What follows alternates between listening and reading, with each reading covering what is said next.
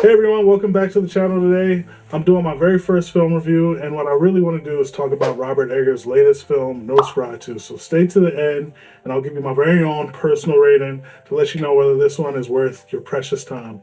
So to begin, Nosferatu is a story steeped in horror and mysticism and rich cinematic history, and as someone who loves both classic and modern films, I couldn't pass up the opportunity to see this one. So here are my thoughts, and don't worry, I'll definitely do my best to avoid spoilers for you. So let's start with a little context. Eggers' Nosferatu is a tribute to the 1920-22 silent classic by F.W. Murnau, which itself was an unauthorized adaptation of Bram Stokers Dracula. So the new version sticks to the core elements of the story: a sinister vampire, innocent couple, and eerie events that follow. So you know the basic story. What sets this apart, though, is Eggers' ability to weave his unique vision into this tale and breathe a new life into it without straying too far from the roots. It's really spectacular to see. So the cast in this film is phenomenal as well. Bill Skarsgård brings a haunted intensity to the role of Count Orlok, transforming into a being that is both terrifying, strange, and tragic. And Nicholas Hoult is also in it, as well as Lily-Rose Depp. They both deliver solid performances as Thomas and Ellen Hutter. Depp in particular shines with her portrayal as Ellen.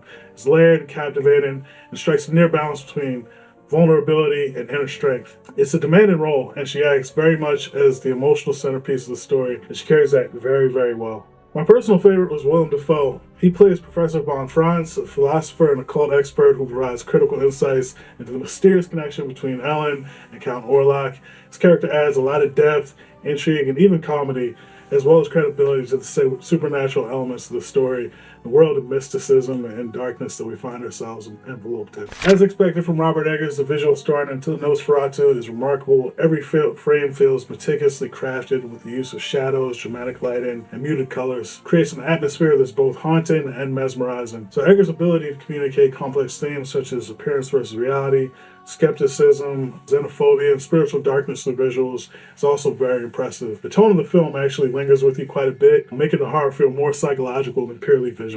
Speaking of horror, let's talk about how the film handles it. There are moments of violence and dread, but they aren't gratuitous, which I appreciate. Eggers includes a few jump scares, which are not my favorite element of these types of films, but they're used sparingly and don't overshadow the psychological tension of the film. The true horror actually comes from Count Orlok's presence, which feels both insidious and pervasive throughout the film, with every scene being deeply unsettling. One of my favorite moments of the film is the first encounter between Thomas Hutter and Count Orlok.